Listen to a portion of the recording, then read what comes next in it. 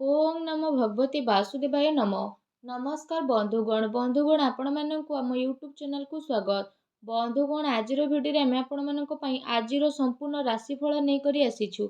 आजिर दिन आपणकर किपरि कटिबो, केउ प्रकार आजिर दिन को प्लानिंग करिवे, आज दिन रे आपणकर लव लाइफ किपरि रहिबो, आपणकर बिजनेस किपरि रहिबो, व्यापार किपरि रहिबो, ग्रह नक्षत्र हिसाब रे आजिर दिन को आपण किपरि भाबरे कटेइबे, केउ जिनिस रे आपणको फायदा मिलिबो, केउ जिनिस रे सावधान रहिबे, ता सहित ग्रह नक्षत्र हिसाब रे ए दिन रे आपणकर लव लाइफ किपरि रहिबो, क्यारियर किपरि रहिबो, बिजनेस आउ व्यापार किपरि रहिबो, आउ स्वास्थ्यर महत्वपूर्ण आउ सठिक इनफॉरमेशन ए भिडियो रे म आपण मानकु देबी। तेणु ए भिडियो को आदौ भी स्किप करंतु नहीं। आजिर दिन आपणकर किपरि कटिबो संपूर्ण सठिक राशिफल आपण मानकु जणाइबी। तो भिडियो आपण समस्तଙ୍କ ପାଇଁ महत्वपूर्ण अटे, तेणु शेष पर्यंत भिडियो को निहाती भाव में देखंतु। भिडियो आरंभ करने पूर्व आपण मानकु रिक्वेस्ट, भिडियो को जदि भी देखुचंती कमेंट बॉक्स रे जय श्री गणेश जय माँ लक्ष्मी अवश्य लिखंतु, जहाद्वारा भगवान श्री गणेश माता लक्ष्मी आशीर्वाद आपको मिलिबो। आसंतु जानिबा किपरि रहिबो आपणको राशि पई आजिर दिन। जदि आमे कहिबा ए दिनर स्थिति विषय रे, तो सबुठार प्रथम आमे कहिबा फ्रेंड्स, ए समय रे आपण कठिन परिश्रम द्वारा जदि कहिबा सब किछि को हासिल करि परिबे, जहार आपणको इच्छा थिला, ता सहित बड़ लोकंकर ए समय रे आशीर्वाद आपणकर संपूर्ण जीवन को बदलाई मध्य देबो। घर परिवार सहित समय व्यतीत करिबा द्वारा मन आपणकर प्रफुल्लित रहिबो। समयर गति आपणको पक्षरे मध्य जीवो। सामाजिक दायरा बढ़िबो। पूर्व किछि समयरु चली आसुथबा कौनसी समस्यार समाधान मिलिबा कारणरू ए समय आपणको खुशी अनुभव हेबो। कौनसी बड़ निवेश करिबा पई समय आपणको पई बहुत ही उत्तम रहिबो। एहा सहित ए समय रे बंधुको आगमन कारणरू आपणको समय खुशी भरा मध्य रहिबो। उपहारर आदान प्रदान मध्य आपण ए समय रे करि पारंती। आपणकर बजेट मध्य बिगिड़ी पारे, किंतु पारिवारिक खुशी आगरे एहा किछि हेबो नाही। युवा वर्ग निजर भविष्यत संबंधित योजना प्रति काफी गंभीर नजर आसिबे। फ्रेंड्स, एहा सहित ए समय रे कौनसी संवेदनशील समारोह आपणको जीवार अवसर प्राप्त हेबो, तथा सम्मानर सहित आपण आपणकर स्थिति को बदलाइबे। संतान संबंधित कार्य जेपरि विवाह, चाकिरी आदि कार्यर योजना आजिर दिन रे आपणकर बनी पारे। बंधुंकर आगमन घर को आजिर दिन रे होई पारे। ता सहित जदि कहिबा आजिर दिन रे ऊर्जा, जोश एवं मनरु आपण खुशीपूर्ण रहिबे। पिलांको सहित धैर्य रखी आपण व्यवहार करंतु, जहा द्वारा आपणकर स्थिति रे परिवर्तन आसीबो। खर्च पई भी ए समय बहुत भल रहिबो, किंतु आपण मैनेज करके नेबे। निज लोकंक सह मनोरंजन रे आपण आपणकर समय को व्यतीत करिबे। ता सहित ए समय रे परिवार सहित हर्ष उल्लास रे समय व्यतीत हेबो। केउठी शुभ समाचार आपणको प्राप्त हेबो। कार्य कुशलता बल रे आपण नुआ उपलब्धि को मध्य हासिल करिबे, जहार केबे आपणकर इच्छा थिला। फ्रेंड्स, एहा सहित ध्यान रखंतु कि ए सबु कार्यकलाप भितरे आपणकर किछि महत्वपूर्ण कार्य मध्य बदली पारे, जो कारण पई आपणको भारी नुकसान रो सामना करबा को मध्य पड़ी पारे। सबु गतिविधि रे ध्यान केंद्रित करिकि रखिबा आपणको पई अति आवश्यकता रहिछि। आर्थिक पक्ष आपणकर सुदृढ़ हेबो। कुहा जाइथिबा धन संबंधित निवेश को आपण भाबी चिंती ही नियंतु, काहेकि ना पैसा वापस मिलिबा बहुत ही मुश्किल दायक रहिबो। विद्यार्थी को निज प्रतियोगी परीक्षा संबंधित पाठपढ़ा रे अधिक ध्यान देवार आवश्यकता रहिछि। एहा सहित ए समय रे सबु किछि ठीक रहिबी। आपणको केउठी ना केउठी परिवर्तन देखा देबो।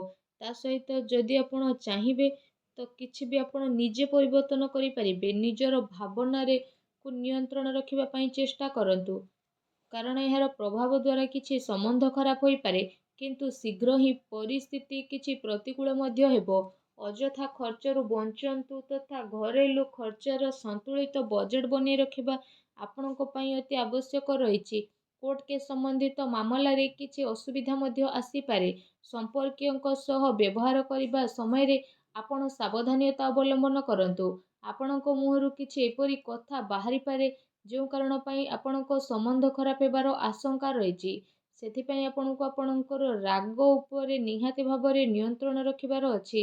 କାହା ଉପରେ ଅତ୍ୟଧିକ ଭରସା ବା ବିଶ୍ୱାସ କରିବା ଆପଣଙ୍କ ପାଇଁ ନୁକସାନ ହୋଇପାରେ। ଠିକ୍ ହେବ କି ଆପଣ ଆପଣଙ୍କର ନିର୍ଣ୍ଣୟ ହିଁ ସର୍ବୋଚ୍ଚ ରଖନ୍ତୁ। ଘରର ବରିଷ୍ଠ ସଦସ୍ୟଙ୍କର ସ୍ୱାସ୍ଥ୍ୟର ମଧ୍ୟ ଧ୍ୟାନ ରଖିବାର ଅତି ଆବଶ୍ୟକତା ରହିଛି। ଯଦି କଥା ଆପଣଙ୍କର ଲଭ୍ ଲାଇଫ୍ ବିଷୟରେ ହେବ ତ ଏ ସମୟରେ ପାରିବାରିକ ବାତାବରଣରେ ଆପୋଷିକ ତାଳମେଳ ଓ ସାମଞ୍ଜସ୍ୟ ବନିକି ରହିବ। ପ୍ରେମ ସମ୍ବନ୍ଧରେ ଜଣେ ଆଉ ଜଣଙ୍କର ଭାବନାକୁ ବୁଝିବାର ଅତି ଆବଶ୍ୟକତା ରହିଛି। ପତି ପତ୍ନୀଙ୍କ ଭିତରେ କିଛି ଏ ସମୟରେ ଲଢ଼େଇ ଝଗଡ଼ା ହୋଇପାରେ। ପ୍ରସଙ୍ଗ ବଦନାମୀ ଆପଣଙ୍କ ଅପଦସ୍ଥର କାରଣ ବନିପାରେ, ତେଣୁ ଟିକେ ସାବଧାନ ରୁହନ୍ତୁ। ଏହା ସହିତ କାମ କାର୍ଯ୍ୟରେ ଚାଲୁଥିବା ଶିଥିଳତାର ପ୍ରଭାବ ପାରିବାରିକ ଜୀବନରେ ଆପଣ ପଡ଼ିବାକୁ ଦିଅନ୍ତୁ ନାହିଁ। ଜୀବନସାଥୀ ତଥା ପିଲାଙ୍କର ପୂର୍ଣ୍ଣ ସହଯୋଗ ଆପଣଙ୍କୁ ପ୍ରାପ୍ତ ହେବ। ଏହା ସହିତ ଆଜିର ଦିନରେ ପାରିବାରିକ ସୁଖ ଶାନ୍ତି ବନିବ। ସନ୍ତାନଙ୍କର ଶିକ୍ଷା ଆଉ କ୍ୟାରିୟର ସମ୍ବନ୍ଧିତ ଗତିବିଧିରେ ଆପଣ ସହଯୋଗ ମଧ୍ୟ ଦେଇପାରିବେ। ଘର ପରିବାରରେ ଆପୋଷିକ ସୌହାର୍ଦ୍ଦ୍ୟ ତଥା ପ୍ରେମ ଆପଣଙ୍କର ବନିକି ରହିବ। ବିପରୀତ ପରିସ୍ଥିତି କାରଣରୁ ପ୍ରେମ ସମ୍ବନ୍ଧରେ ସ୍ଥିତି ଆପଣଙ୍କର ବଦଳିବ। ତା ସହିତ ପ୍ରେମ ଜୀବନ ଦୃଷ୍ଟିକୋଣରୁ ଯଦି କହିବା, ଏ ସମୟ ଆପଣଙ୍କ ପାଇଁ ବହୁତ ହି ମିଲାଜୁଲା ସାବ୍ୟସ୍ତ ହେବ।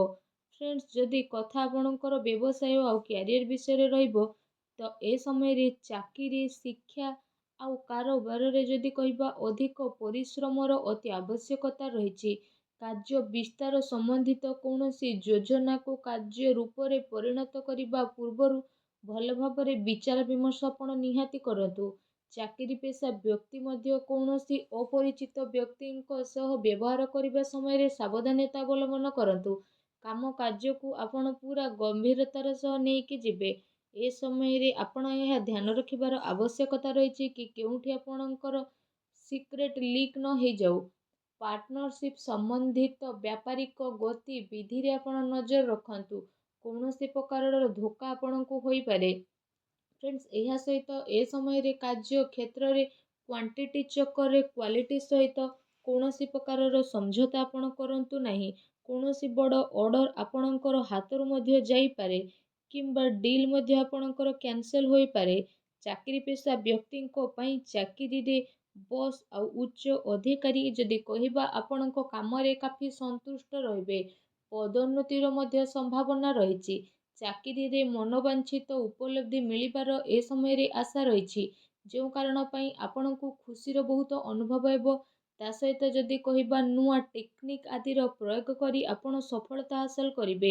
ଲମ୍ବା ସମୟରୁ ଚାଲୁଥିବା କୋର୍ଟ କେସ୍ ମାମଲାରେ ଆପଣଙ୍କୁ ପୂରା ହେବାର ଆଜି ସମ୍ଭାବନା ରହିଛି। ସରକାରୀ ସେବାୟତ ବ୍ୟକ୍ତି କୌଣସି ସମସ୍ୟାରେ ପଡ଼ି ମଧ୍ୟ ପାରନ୍ତି, ତେଣୁ ସାବଧାନ ରୁହନ୍ତୁ। ଏ ସମୟରେ ବ୍ୟାପାରରେ ନୂଆ ପାର୍ଟି ତଥା ନୂଆ ଲୋକଙ୍କ ଦ୍ୱାରା ବ୍ୟବସାୟିକ ସମ୍ବନ୍ଧ ସ୍ଥାପିତ କରିବା ପୂର୍ବରୁ ଭାବି ଚିନ୍ତି ଆପଣ ଅବଶ୍ୟ କରନ୍ତୁ। କାହାର କଥାରେ ଆସି ଆପଣଙ୍କର ଅହେତୁ ମଧ୍ୟ ହୋଇପାରେ। ଚାକିରିରେ ସହକର୍ମୀ ଆପଣଙ୍କ ବିରୋଧରେ କିଛି ଉଚ୍ଚ ଅଧିକାରୀଙ୍କର କାନ ଭରି ପାରନ୍ତି। ସେଥିପାଇଁ ଆପଣ ଟିକେ ସାବଧାନ ରୁହନ୍ତୁ। ଆଜି ପ୍ରତିକାର ସ୍ୱରୂପ ମା ଲକ୍ଷ୍ମୀଙ୍କର ପୂଜା କରନ୍ତୁ। ତା ସହିତ ଛୋଟ ପିଲାଙ୍କୁ ଚକୋଲେଟ୍ ଦିଅନ୍ତୁ। ଦେଖିବେ ଆଜିର ଦିନ ଆପଣଙ୍କର ବହୁତ ହିଁ ଶୁଭ ଓ ମଙ୍ଗଳଦାୟକ ସାବ୍ୟସ୍ତ ହେବ। ଧନ୍ୟବାଦ।